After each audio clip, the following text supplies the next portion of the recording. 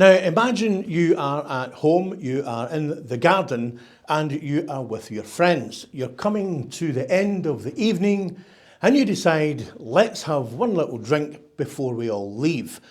So what this next guest did was he went and got out his liqueur and everybody had a little tipple and then realised that liqueur didn't really taste that good.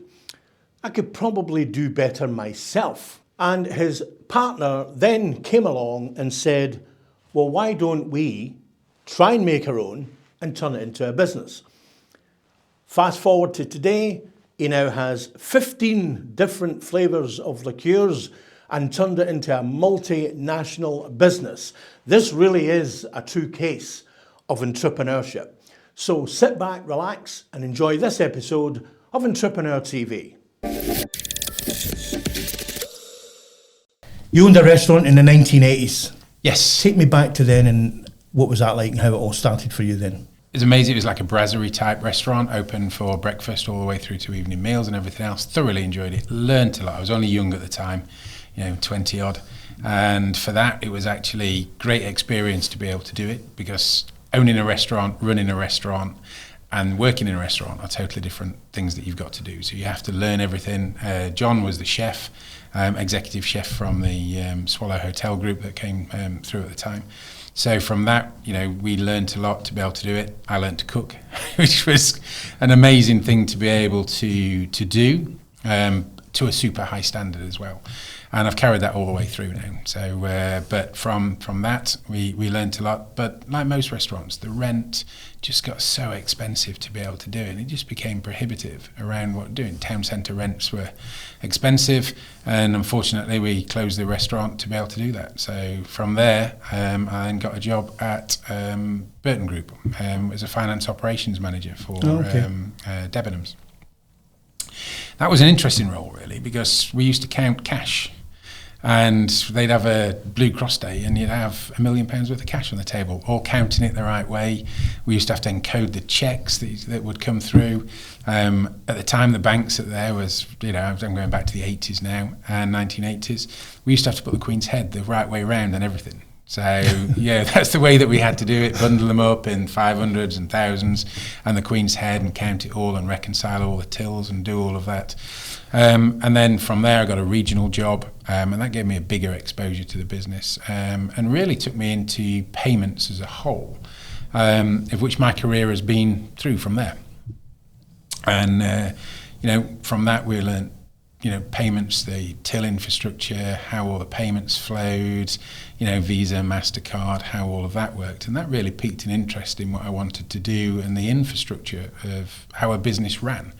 And the Burton Group and Debenhams at the time gave us a great opportunity. So I got a regional role at Debenhams, looking at that. And then with the multiples in Burton Group at the time, the Top Man, Top Shop, Evans, Principals, all of those, they started building companies where they'd be together. So how did all the infrastructure work? Because Burton's ran on one group, Top Man and Top Shop ran on another system. So bringing them all in. So like now you have all of those different multiples in one particular area, outlets or whatever you want to look at them, and some of them used to share shops. Now none of them exist today now, so unfortunately. But it learnt us, for me personally, how the business ran, but how you integrate things. And really it was the payment side. It was less the sales side I was interested, more the payments, the infrastructure and the operational side. It'll give you a good grounding then Absolutely. For running a business, yeah, which is key. Yeah, and I carried that all the way through the different career roles that I've had, right up to international businesses that I've run today and the current companies we've got today. I currently own companies in Africa, we own companies in Europe, etc., that still do payments today. But from there we went to regional roles, setting up companies. We bought Racing Green and Hawkshead, integrated all of those brands that are around. And from there we went to, I moved from there into Argos. And then that was the home shopping division. Again, payments, operations, infrastructure, how they did all of that to be able to do it. And you look at Argos now as a home shopping division, it's a phenomenal. It's huge. Absolutely huge. As a story for shoppers. I was reluctant to go to that job because I'm not the best shopper. And in Argos, you have to queue twice to get the product. So I was a little bit reluctant to do that. But yeah, that great business exposure to be able to do that. Certainly digital age, really in the embryonic stages of digital. ISDN, there was no broadband then, there was nothing else like that. So everything was very slow when it came to internet shopping. Very, very difficult to be able to put lots of products on there. We looked at Opus Digital, which is now Sky TV, or it's moved in from that to be a little studio in London to where they are today. But we could put 30 products. Right, okay. But it took ages to load through and be able to do that. But that's what it was like then, to be able to do that. So Argos was fantastic. Then that took me into payments and was able to go to BNP Paribas. So I had 7 or 8 years at BNP Paribas, looking after their payments infrastructure and all their fleet requirements. Then from there, Euronet Worldwide, which opened up a whole worldwide solution to be able to look at that. Acquiring solutions, cards, payments, all of that. So, which is key in running a business, to know this information. 'Cause absolutely. I'm assuming all this experience has helped you now where you are today. Yes. With getting things integrated. Yes. How important has that been for you?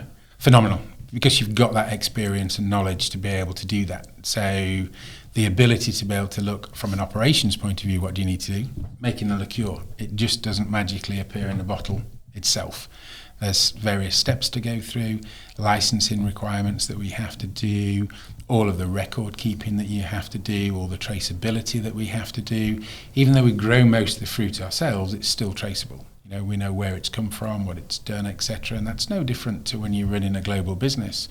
Sure, yeah. Well, what do we do? How do you do it? Who works where?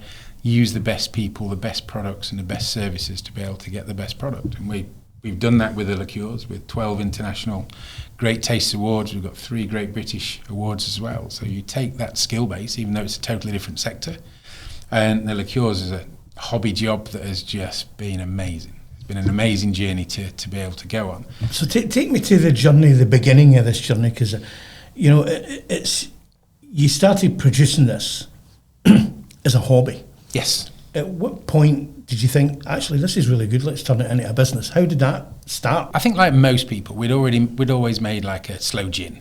Yeah, slows come out September time, you make it, you chuck it in there, and you sometimes forget about it, and everybody's made slows gin or knows somebody that has done that. So we made that, and then one year I just said, I'll just put a few raspberries in a bottle of vodka, and that was it. So that was there. But we ended up 2015, some friends around, Christmas time, but really early December time. And we were not thirsty, so we'd had a good night. And then we brought out a bottle of damson liqueur. Okay. That had probably never seen a damson in its life and just didn't taste very good at all. I just said, I can do better than this. And literally from that one sentence, Hognaughton's grown into where it is. So and the hog element came into it with Adrian. And he came up and said, you know what you were talking about last night? Would it be something you'd be interested in doing together? As a business? As a business. And myself with my other businesses, so busy that it was like, yes. So, and then it grew from there. So that's how it all started, and that's how it came through. We registered the company in the end of December 2015, just so we looked a year older in 2016. So in 2016, when people said, oh, when did you start? Oh, 2015, last year. The fact it was 3 days ago.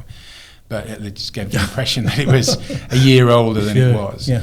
And then we went on a phenomenal journey of learning to produce what we produce today. And a lot of that journey was taken from the backgrounds that we'd got to be able to do it. So it wasn't, we'll just do it and then how do we start? How does somebody go from, let's do this as a business idea, to actually coming to a finished product and thinking, yes, that's it? Because I'd imagine there's a lot of taste testing and things going wrong, and that must have been a nightmare at points. I think dogged determination, some bloody mindedness, to be honest, as well, and a willingness and wanting to be able to succeed and produce the best that we could produce kept us going. Or certainly for me, that's one of the drivers for me, is do your best.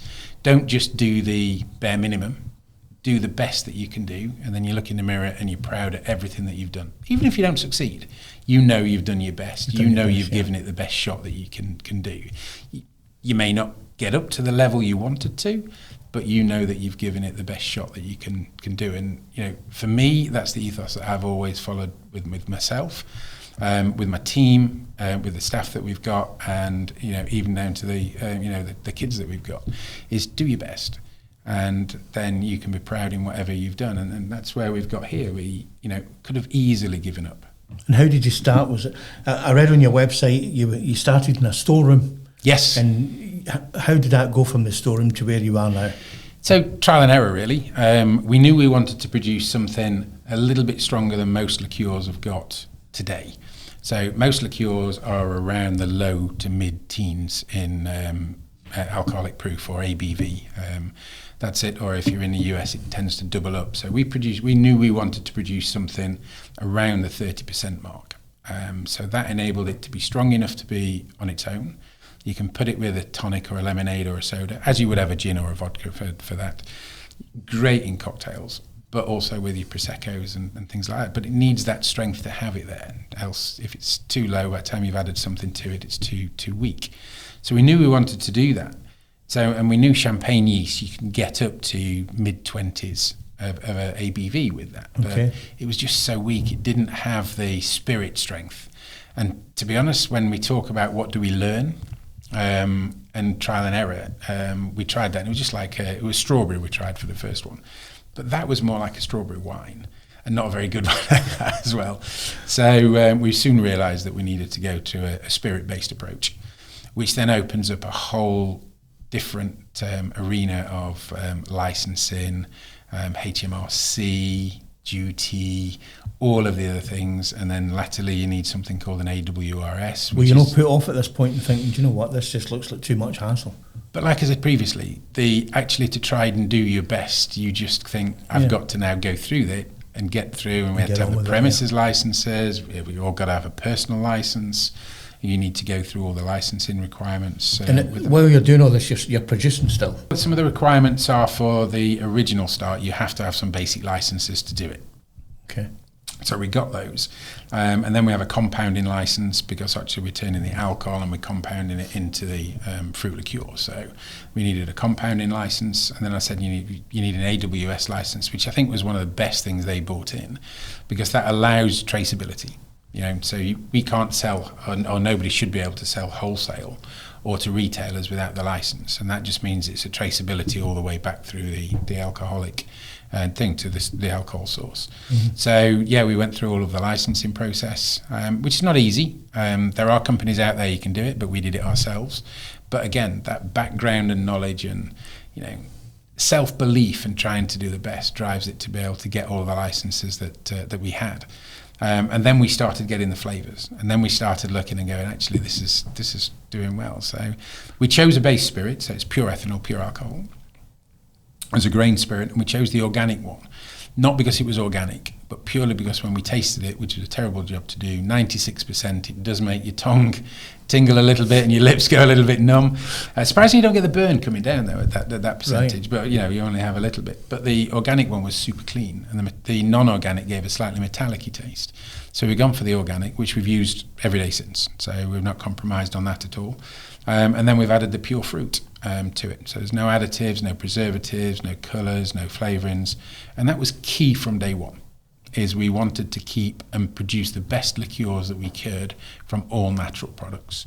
No additives, no preservatives, no colours, no flavourings. So everything comes from the fruit, every little bit of colour. You've got 200 litre tubs now. Yeah. What did you start with, and what was your progression? What made you want to progress? Started with like a small demijohn.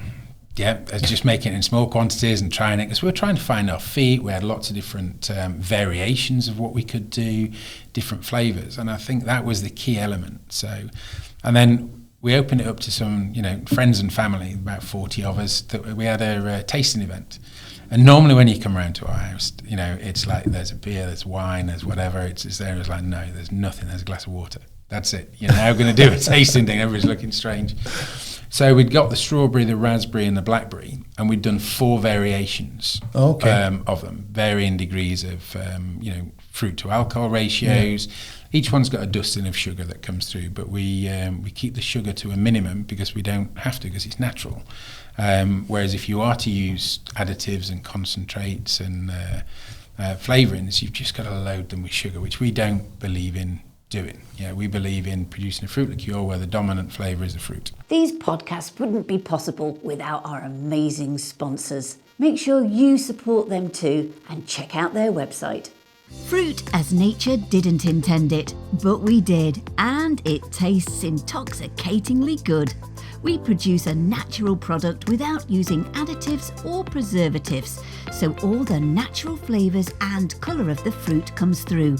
They are great on their own, with Prosecco or Champagne, added to tonic or lemonade for a long drink and great in cocktails. For further information, visit www.hognorton.co.uk. What's your actual process from coming up with that idea to getting it in the bottle for anybody watching? Perfect example is, what we've got there is the Limoncello, a brand new one that we've just done. First thing is what lemons do we use? And we wanted to keep it traditional to the Italian way, which is a Sorrento lemon, which is a larger lemon than you would get in your supermarkets or whatever now, to be able to do that. So we got the Sorrento lemons. Then the traditional way of doing it is to put it in a high alcohol content. So, and the reason that you put the lemon peel, you don't want the pith, you don't want anything else, you just want the lemon zest. And so painstakingly peeling the lemons, and then we put them into the vats with the 96% alcohol. And the reason you want a higher alcohol is it pulls out more of the waxes and the oils and the flavours. So after about 3 or 4 weeks, the actual lemon zest itself is white. You've taken all the colour out and the colour's gone into the fruit. And then you blend it to the taste and flavour and alcoholic level that you want to do it. Or if you're making it at home, it stays as it is and everybody says it's really strong. So we're really pleased at how we did that. But that thought process of what are we going to produce? What's the next flavour? How do we do that? It was, research. As we know, Google's amazing. YouTube's fantastic to be able to go through all of these things to do it. But we wanted to do it in a traditional way. So how did the Italians make it in the traditional way of being able to do it? And that's what we wanted. So there's no flavourings, colours. Everything comes from the lemon zest itself. But that's where do your best. The peeling, the making sure you don't have as much pith that you've got in there, being able to do all of that, make sure that you can get the best quality lemons that we did, and that's what we've done. So it's the effort in producing it to be able to do. What can they be used for? Where do people drink these? You were mentioning things earlier, you can pour them over things in coffee, etc. Give me some good examples of how your liqueurs would be used. Amazing just on their own. They've got such an intense flavour that comes through, and because they're 30%. You can drink them on their own? Absolutely. Oh, wow. Yeah, okay, so I like it on its own with ice, and they're 30%, but you don't get the alcoholic hit you do with a pure spirit here. You get that lovely warmth that comes through here, which is a smoothness, which is exactly what we're So you wouldn't after. dilute it, you wouldn't put a bit of that in with some lemonade, just drink it neat? You can drink it neat. If you want a long drink with a lemonade, with a tonic or a soda, it's amazing. It's fantastic to be able to have as a long drink. Brilliant with your Proseccos or Champagnes. Sometimes a Prosecco's got a little bit of a dryness to it. Yeah. So you add this and it just highlights the flavours that come along with it as well and enhances that. But put them in cocktails. They're amazing in cocktails. We've got the coffee, great in your espresso martinis, perfect with your baby Guinnesses. I actually like it in the coffee. Actually, a little bit in a Guinness is fantastic because it's heavier and it sinks to the bottom. So as you drink in a pint of Guinness, you slowly get the coffee flavour that comes through with it. Is coffee your favourite? One of them, yeah. Limoncello, because it's new, is one of my favourites. But, slow. I still can't get away from the slow. The slow is fantastic. So I've seen people, on YouTube and various other places trying to make limoncello. Yep. And it's been a disaster. Yep. Did that take a long time for you to get that right? Couple of times for us to get it right. I think the difference with it is that we can use pure high ABV 96% alcohol, which pulls more of the flavour out. Whereas if you're trying to use a gin or a vodka, you're only at 40%. It doesn't pull all the oils and the flavours and everything out, which is why that's the only one where we put the fruit in at 96%. Yeah, so that's the difference. The rest of them we blend it to about 42%, and then add the fruit and then blend everything at 30. But with a limoncello, if you're trying to do it at home, the best way of doing it is to use a very high percentage alcohol, which not everybody can get. So that's why. How many flavours do you have? 15 now at the moment, and it's been every one of those quite has a lot. been absolutely every one has been a journey and a passion of doing that. And we don't want flavours that are so close together. So we don't do a damson, for example. The reason we don't is we've got the blackberry and the raspberry. Yeah, so why it sits in the middle to be able to come through. And then when we did the passion fruit, we wanted an exotic one. So passion fruit, mango. And we've struggled with mango really to really get the flavour. It's nice, but it's just not good enough to where we're at with the mango. So we did the passion fruit, and of course porn-style martinis for being able to put them into that. But that's amazing with a lemonade. It's amazing with a prosecco to be able to come through there. But poured over desserts and ice creams are phenomenal. Your hard work's paying off, because I want to talk about the Great Taste Awards that you're getting. I mean, how did you enter that journey, getting awards, and how that must have felt great when you've come up with this great idea and now you're getting awards for it?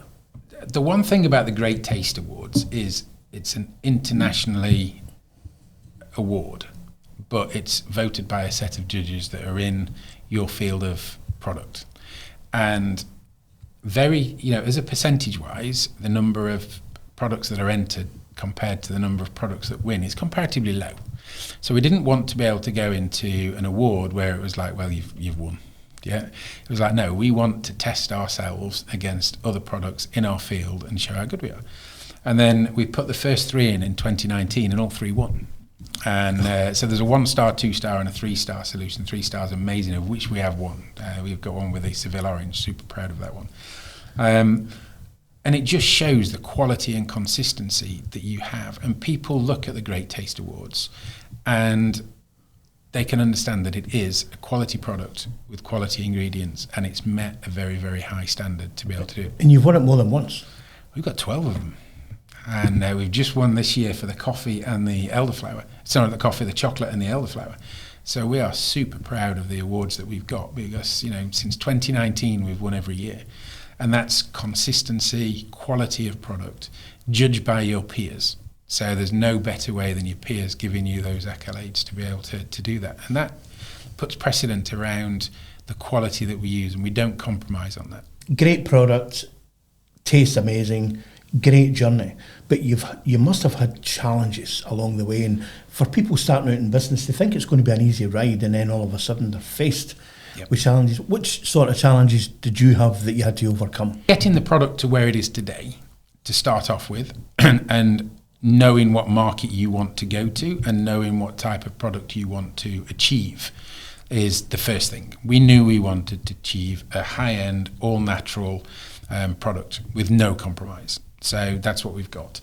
So getting there was a big journey of understanding what we needed to do that. Some pitfalls, some didn't work, some of the tastes were different. We tried different types of variants of fruit, and didn't work. We left some in. Elderflower is the perfect one. Elderflower we leave in for about 5 or 6 days, and then you get the flavour. And it tasted amazing. So we made another batch up, and then we did like we did with the rest of them, left it for 3 months. But it oxidises and goes brown and tastes horrible. And because it's a natural product, we couldn't do anything till the following year, because elderflowers, you only get a very short window to be able to get them. So lessons learnt on those. So we'd never done that again. Now we just be able to do that, and the elderflower is amazing that comes through. So we've had some of those, but really is about just saying that's what you want to do, that's where you go, and learning so you don't make the same mistake again. Sure. Yep. Stockists, people are stocking it and selling it for you. How are you finding getting stockists, and what type of people have you got stocking it at the minute? I think for us, that's one of the more difficult things for us to do, is to get stockists to do, because We're not a gin and we're not a vodka. So everybody knows what a gin is, everybody knows what a vodka is, but what's a fruit liqueur? So that for us is about, how do we get people to say about a fruit liqueur? So if we look at what we can do about how do we get more stockists, which is what we want to grow now, grow our retail base to be able to do that. Our website's phenomenal and our social media is phenomenal around doing that, but how do we get the products out into there? It's about what you can do with a fruit liqueur. Well, actually, you can do everything you can do with a gin, everything you can do with a vodka, and more, because it's amazing in coffee, it's amazing in hot chocolate, it's amazing with other spirits. So not only flavour a gin or a vodka if you've got a basic gin or a vodka, but it's amazing. Just put it in a whiskey, have it in a rum, have it in a Bacardi, put it with a tequila. Cocktails, tequila, one of those and a squeeze of lime, and you've got a margarita. Simple things like that. Baby Easy as that, yeah. Talk to me about the VW market schools. What you doing? What you doing there? So we've got some phenomenal. We call them novelty bottles, but we've kept them to there. So we do some VW camper vans, V-dubs, weekend away where they've got music, they've got all of those. So we've got some VW camper van bottles. Just like the old traditional split screen with a split screen in the bottle. So if you've got a camper van, you've got to have one of these bottles. I guess you'll drink what's inside it, but it just sits in your camper van. It's fantastic. And it's the thing that most camper van, motorhomes, campers, van life, will use. And it's just a unique bottle. And what we found with that and the schools, we do lots of steampunk events and the schools are amazing. We've just done Whitby, which is the punk and steampunk festival in Whitby, and the Goth Festival in Whitby, which is phenomenal, that goes through there. But with this the camper van, with the schools, we also got some motorbikes as well, which is pretty cool. But with those bottles, that's a bottle for life. If somebody gives you that bottle, you remember who gave you the bottle. You've drunk what's in there, but the bottle itself is something that you keep for life to be able to do that. And we've got some amazing ones. They again, very good quality, and it is a bottle for life that's fantastic. But we're not just going to take your word for it, because reviews are important for you guys. Yeah. Talk to me about the reviews and the ratings that you're getting. I take it this is for Google, but people are buying this and drinking it. Yeah. What are they saying?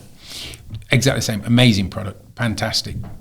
Clean, clear taste. Amazing that it's... So when people taste it, they'll say, I don't like a liqueur, don't do that. And then they'll taste ours and they'll go, that's not what I expected. That is amazing. That just tastes like a raspberry. It tastes like a strawberry. It tastes like a passion fruit, or that's what it is. And because that's all that's in it. There's no chemicals, there's nothing else added. And the reviews are so important. We're so proud that we've got 5-star reviews on Google. We get good reviews of all of them. So that natural product comes through when you taste it, you drink it, you use it, you be able to do that, and you get that natural taste, which is a quality product. Best moments in your journey? What's been one of your best moments? The team where we work for, everybody that works for us, everybody that's involved with us, is fantastic. But 12 great taste awards, 3 great British awards, real positive feedback from all of our customers that come through, positive feedback from our retailers that are stocking it. Everybody that tries it gets positive feedback, and that is just an amazing feeling to be able to have. So that's the positivity. The fact is, it's all natural. We've kept to our ethos of wanting to be able to produce something. It's all vegan, it's all gluten-free, there is no additives, preservatives, colours or flavourings. And when you achieve all of that together in a business, and you look at that and you just go, that is a phenomenal success story. We now just need to get more people to buy it, more stockists to have it in their stores, and get the word out more about the Hognaughton fruit liqueurs. So just as a quick sales pitch, if a stockist watching this wants to taste it, stock it, where do they go? Get in touch with us, get in touch on the website, hognaughton.com. We've got all the flavours available. We have a full wholesale rate to be able to go and do that. We've got some point of sale merchandising. We've got some leaflets to be able to go out there. Great bottles. We do the 50ml small bottles. And that was an interesting way that we looked at those bottles. They're different. They're a flask bottle, so they're flat, rather than be the traditional round ones that go. And the quality of the bottles that we've got are phenomenal. I was going to say about the bottles, because the bottle's unusual compared to everybody that does drink seems to have the same bottle. Yep. You've went different. What made you go different, and how did you end up with this? So the smaller ones, we just didn't want to be a me too. Everybody's seen a miniature, they all look the same.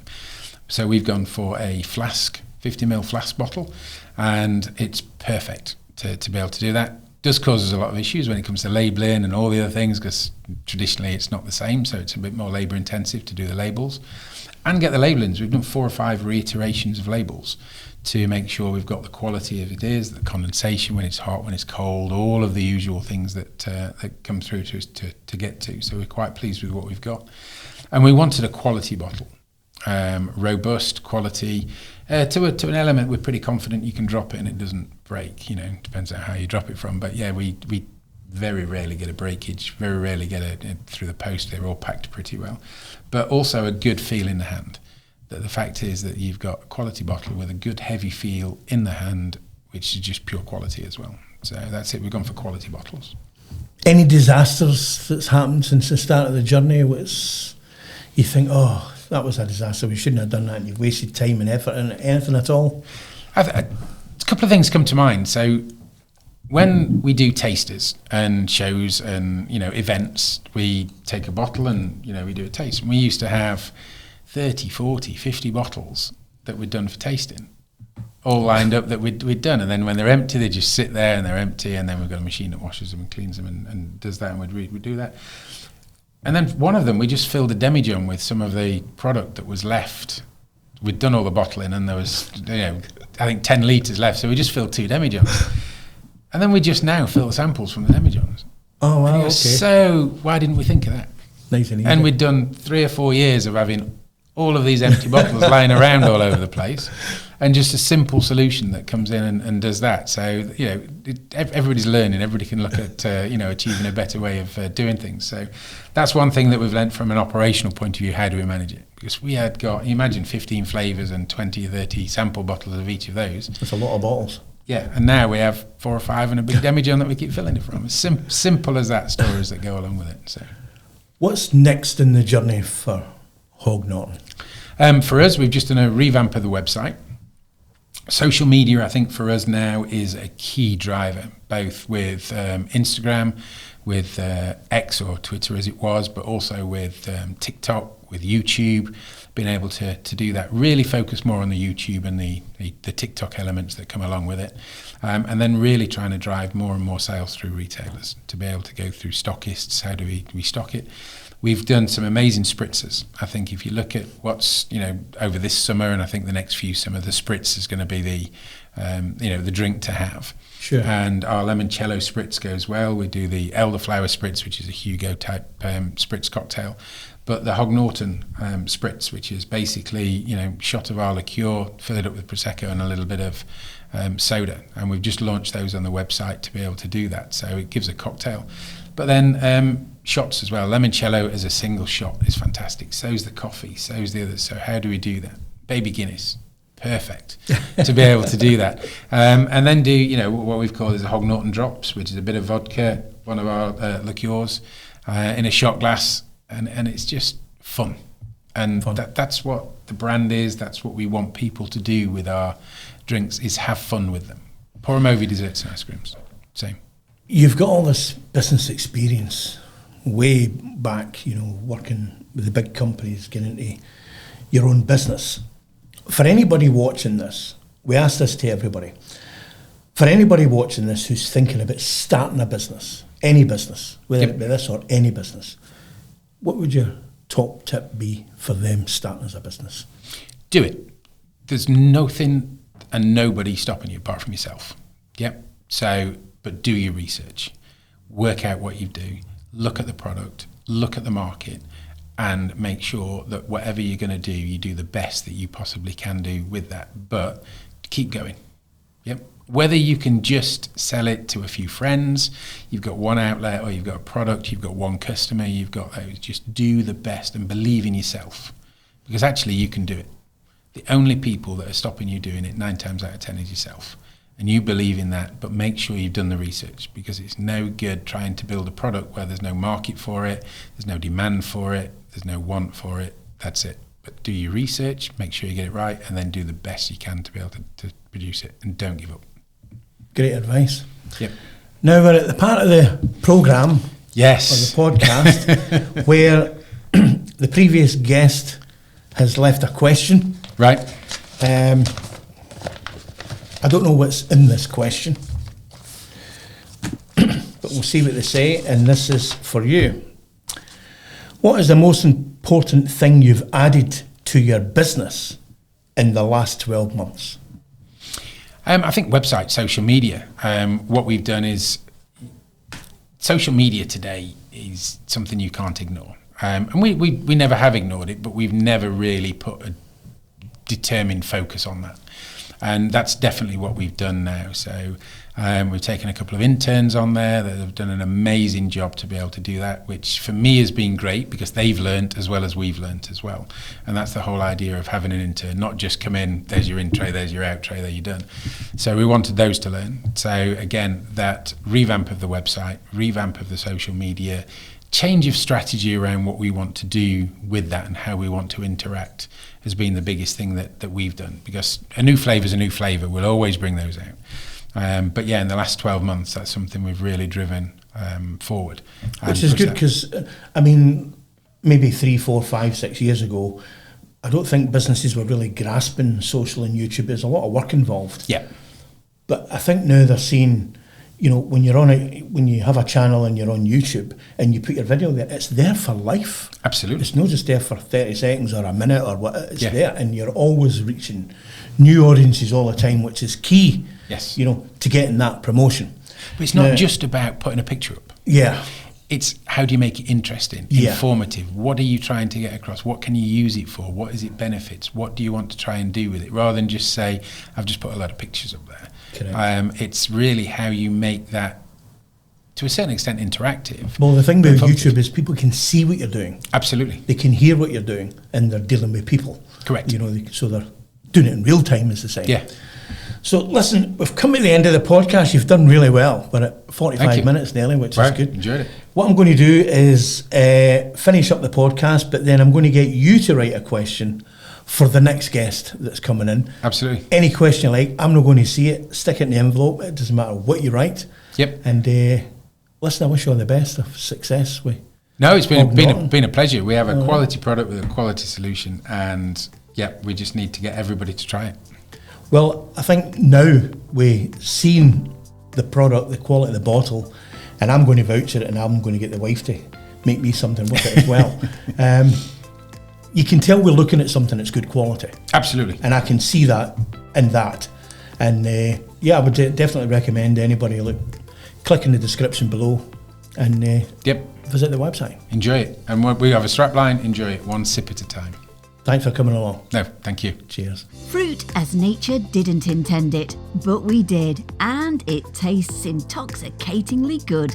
We produce a natural product without using additives or preservatives, so all the natural flavours and colour of the fruit comes through. They are great on their own, with Prosecco or Champagne, added to tonic or lemonade for a long drink and great in cocktails. For further information, visit www.hognorton.co.uk.